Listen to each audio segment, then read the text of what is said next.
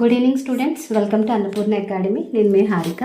So ఈరోజు మనకి Sainik school exam, entrance exam అయితే జరిగింది కదా. సో ఇంగ్లీష్ గురించి మాట్లాడడం జరుగుతుంది. ఇంగ్లీష్ పేపర్ అయితే మోడరేట్గా వచ్చింది. సో చాలా బాగానే వచ్చింది. మోస్ట్లీ ఇంగ్లీష్ బాగా నాలెడ్జ్ ఉన్న వాళ్ళైతే ఫుల్ మార్క్స్ అటెంప్ట్ చేయగలరు. ఎక్కడైనా ఇంగ్లీష్లో మనకి చదవడం, ప్రొనౌన్సియేషన్ ఎవరిదైనా మిస్టేక్ ఉంటే వాళ్ళకి 2 to 3 క్వశ్చన్స్ అటు ఇటు అవుతాయి. సో నేను ఒకసారి కీ క్లియర్గా చెప్తున్నాను. ఒకసారి కీ మీరు కూడా టాలీ చేసుకోండి. ఎవరెవరికి ఎన్ని మార్క్స్ వస్తున్నాయి ఒకసారి కామెంట్ సెక్షన్లో కమెంట్ చేయండి. So here comes your first question. So complete the sentence with a suitable article from the options given below. So article మనకి ఈ సెంటెన్స్ ఏదైతే ఇచ్చారో దీనికి ఒక ఆర్టికల్ని ఇవ్వమన్నారు. So the darkest cloud has dash silver lining. So articles మనకు తెలిసినవి ఏ యాన్. సో ఇక్కడ ఏమున్నాయి? The, a and that. So the darkest cloud has a silver lining. So the option is option 2, A. So A is the right answer. So second question. Find the correctly spelled word from the options given below. So ఇక్కడ అన్నీ కూడా ఒక్క వర్డే, కానీ ఒక్క word సంబంధించిన spelling కరెక్ట్గా ఉందా లేదా మనం చెక్ చేసుకోవాలి. సో ఇక్కడ వర్డ్ ఏంటంటే బిస్కెట్. ఈ బిస్కెట్ స్పెల్లింగ్ ఏ ఆప్షన్లో కరెక్ట్గా ఉందో చూడాలి. ఫస్ట్ వచ్చి బిస్కెట్, ఇది రాంగ్, ఇది రాంగ్, ఇది రాంగ్, ఇది wrong. This is third, option 3. ఇది సెట్ ఆర్ అండి నేను చెప్తుంది. So option 3 correct, biscuit. So identify the third question. Identify the sentence in which simile is used. So simile మీనింగ్కి సంబంధించిన ఒక సెంటెన్స్ని ఇక్కడున్న ఆప్షన్స్లో ఏదైతే ఉందో దాన్ని చెప్పమంటున్నారు. సో సిమిలీ అంటే ఏంటి? What is the meaning of the simile? Simile అంటే ఒకరితో పోల్చి చెప్పడం. సో ఇక్కడ చూడండి, he runs like a leopard. అతను, లిపర్డ్ అంటే చిరుతలాగా పరిగెడుతున్నాడు. ఇక్కడ చిరుతతో పోల్స్తున్నారు. సో సెకండ్ వన్ ఏంటి? హీ ఈస్ రన్నింగ్, అతను పరిగెడుతున్నాడు. హీ ప్లేస్ క్రికెట్, అతను క్రికెట్ ఆడుతున్నాడు. He likes to play cricket, అతను క్రికెట్ ఆడడం అంటే ఇష్టం. ఇక్కడ ఈ మూడు కూడా అతను ఆడుతున్నాడు, అతను పరిగెడుతున్నాడు అని చెప్తున్నారు తప్ప ఒకరితో పోల్చి చెప్పట్లేదు.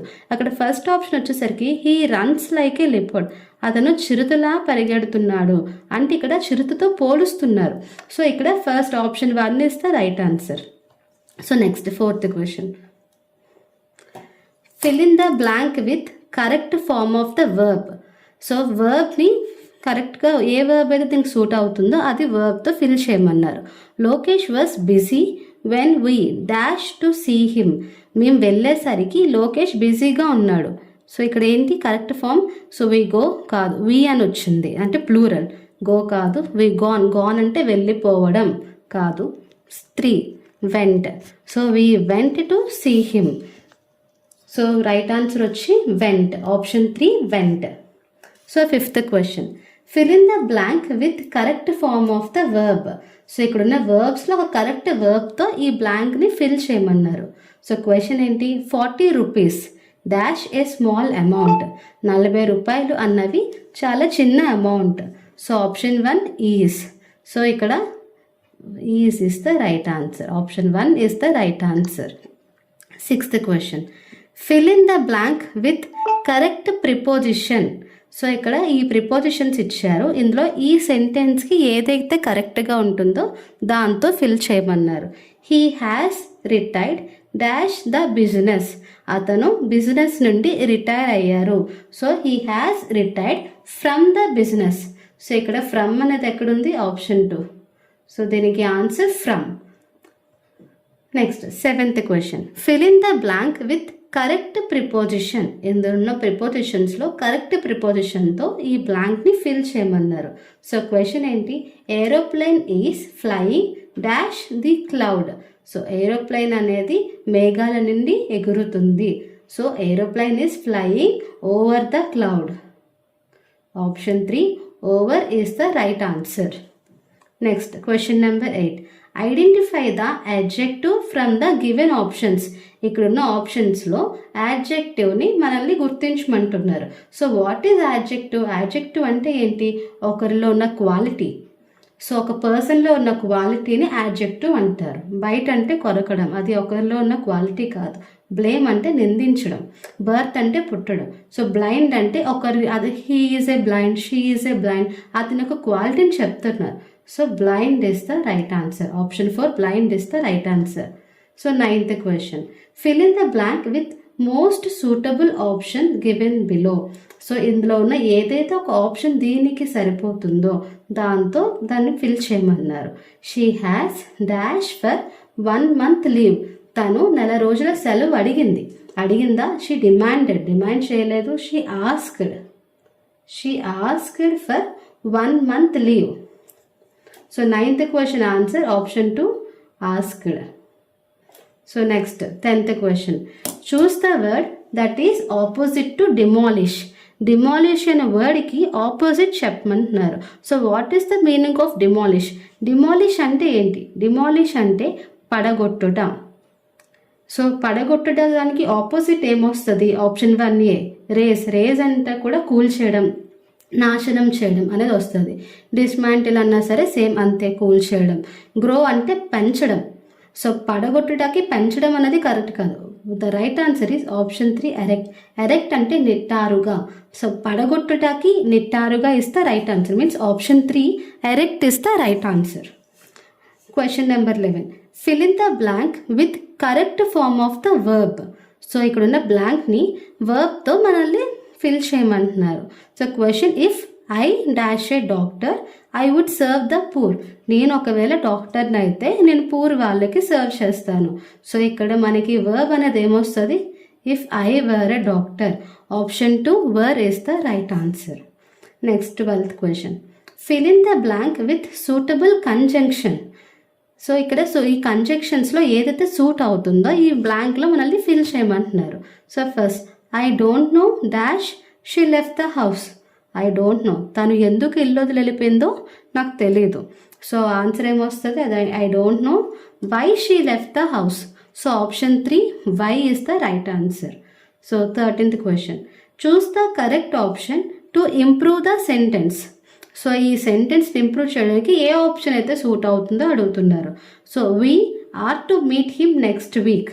So we are to meet అనేది రాదు. సో ఇక్కడ రైట్ ఆన్సర్ ఏమొస్తుందంటే we are meeting him next week, we were to meeting him next week, we have meeting him next week, would be in meeting him next week. We are. So we అనేది plural. So plural పక్కన వచ్చేది we are and meeting him next week. We are meeting him next week. So 13th క్వశ్చన్కి option 1, we are meeting him next week is the right answer. So next 14th question. Choose the correct question tag from the given options to complete the sentence. So question ట్యాగ్స్ని మనకి ఇక్కడ 5 fill చేయమంటున్నారు.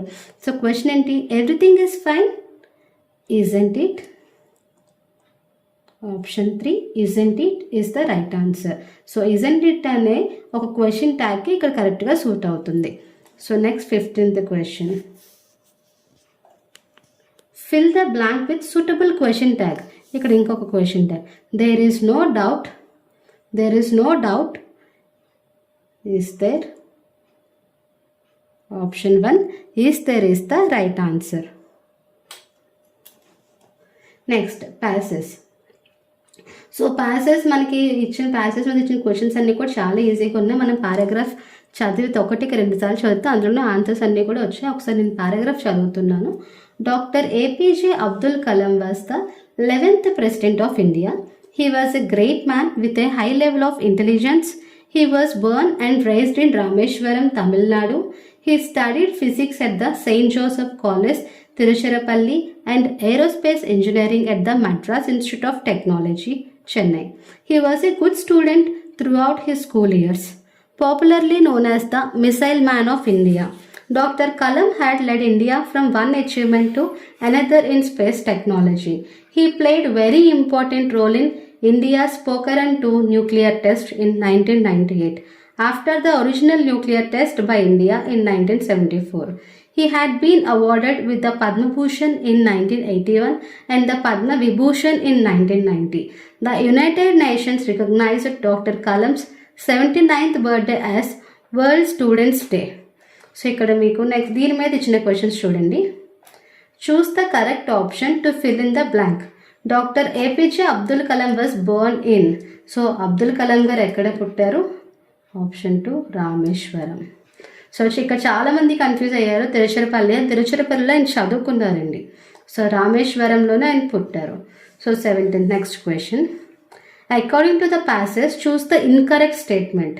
So APJ Abdul Kalam was ద 11th president of India, అది కరెక్టే. వాడు incorrect అంటే wrong స్టేట్మెంట్ని చెప్పమంటున్నారు. Doctor Kalam received the Bharat Ratna in 1991. Doctor Kalam is known as the missile man of India, ఇది కూడా కరెక్టే.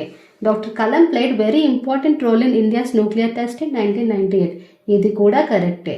So option 2 doctor Kalam received in Bharat Ratna in 1991 is the wrong answer. So next 18th question. Choose the correct option. The United Nations recognized Dr. Kalam's 79th birthday as National World Students Day. So option 4 World Students Day is the right answer. 19th question. Dr. Kalam had led India from one achievement to another in space technology. Identify the parts of speech for technology is from given sentence. So ఇక్కడ technology అనేది parts of స్పీచ్లో ఏది వస్తుంది? So technology అంటే ఏంటి? So టెక్నాలజీని తెలుగులో చెప్పాలి అంటే సాంకేతిక పరిజ్ఞానం అంటారు. సో టెక్నాలజీ అనేది అది ఒక పని కాదు, దాంతో ఎవరిని పోల్చి చెప్పడం కాదు, అది ఒక పోలిక కాదు, అది ఎవరిది కూడా క్వాలిటీ కాదు. సో టెక్నాలజీ అనేది ఒక పేరు. సో టెక్నాలజీ అనేది ఆప్షన్ 3 నౌన్ అవుతుంది. సో 19th క్వశ్చన్కి ఆన్సర్ ఈస్ ఆప్షన్ 3 నౌన్ అండి. So next 20th question. Out of the given options choose the synonym of recognise. So ఇక్కడ ఉన్న ఆప్షన్స్లో ఈ రికగ్నైజ్ యొక్క సినోనిమ్ అంటే చెప్పమంటున్నారు. So what is the meaning of synonym? Synonym అంటే నథింగ్ బట్ మీనింగ్. సో ఈ రికగ్నైజ్ యొక్క మీనింగ్ ఏంటి? రికగ్నైజ్ అంటే ఏంటి? గుర్తించడం. సో దీని యొక్క ఆప్షన్స్ ఐడెంటిఫై, నోన్ అంటే తెలియడం, ఐడెంటిటీ అంటే మన ఒక గుర్తింపు, ఫెమిలియర్ అంటే తెలిసిన వాళ్ళు. సో ఆ ఐడెంటిఫై అంటే గుర్తించడం. సో రికగ్నైజ్ యొక్క మీనింగ్ ఐడెంటిఫై. సో 20th ఆప్షన్కి ఆన్సర్ వచ్చి identify. Next 21st question. Choose the correct meaning of the sentence given below. She lives in her ivory tower. తను ఐవరీ టవర్లో ఉంటుంది. So what is the meaning of ivory tower? So ఇక్కడ ఒక correct meaning చెప్పమంటున్నారు. She lives in isolated building కాదు. She lives on a beautiful tree house కాదు. She lives in her imaginary world. She lives in a difficult situation. She lives in her imaginary world. So 21st క్వశ్చన్కి answer వచ్చి she lives in her imaginary world. So next 22nd question. Choose the correct meaning of the phrase one's cup of tea from the following options. To one's liking, to keep a distance, not to care, to be carried away. ఇది కొంచెం tough ఉంది. So ఇందులో ఏంటి అంటే సిమిలర్గా మనం use చేసే words అన్ని సెంటెన్సెస్ ఎలా ఉంటాయి? It's not my cup of tea అంటే అది నాకు ఇష్టం లేనిది, అది నాకు సంబంధించింది కాదు. మనం క్లియర్గా ఇంగ్లీష్ ఫ్రేసెస్ కానీ వెళ్తే, పార్ట్స్ ఆఫ్ స్పీచ్లో ఇంకా కొంచెం డెప్త్కి వెళ్తే ఈ వర్డ్స్ యూజ్ చేస్తాం. క్యాజువల్గా మాట్లాడేటప్పుడు కూడా it's not my cup of tea అంటే అది నాకు సంబంధించింది కాదు, నాకు ఇష్టమైనది కాదు అని చెప్పేదాన్ని it's not my cup of tea అంటారు. సో ఇక్కడ వీడేమిచ్చాడంటే వన్స్ కప్ ఆఫ్ టీ అంటే ఒకరి కప్ ఆఫ్ టీ అంటే అది ఒకరికి నచ్చినదని అర్థం. సో ఇక్కడ దీనికి ఆన్సర్ ఏమొస్తుంది? To one's liking. So 22nd question యొక్క ఆన్సర్ వన్స్ కప్ ఆఫ్ టీకి అంటే మీనింగ్ వచ్చి టు వన్స్ లైకింగ్, ఒకరు ఇష్టపడింది అని అర్థం. సో ఇది కొంచెం టఫే ఉంది. సో ఇది కొంచెం చూసుకోండి. ఎవరైతే మోస్ట్లీ అందరూ కూడా రాంగ్గా పెట్టారు స్టూడెంట్స్ అందరూ. Next 23rd question. Identify the tense of the following sentence. ఈ యొక్క సెంటెన్స్ ఎలాంటి టెన్స్లో ఉందో చెప్పమంటున్నారు. You have been working very hard. You have been working very hard. So దీనికి వచ్చి ఏంటి అంటే దీనికి answer present perfect continuous tense. Present అతను వర్క్ చేస్తున్నారు, వర్కింగ్ వెరీ హార్డ్ అతను చాలా కష్టపడి పని చేస్తున్నాడు అని అర్థం. So present and perfect continuous ఎందుకంటే చేస్తున్నారు వర్క్. సో దీని యొక్క ఆన్సర్ ఏంటి? Present perfect continuous tense. Next 24th question. Fill in the blank with a correct degree of comparison.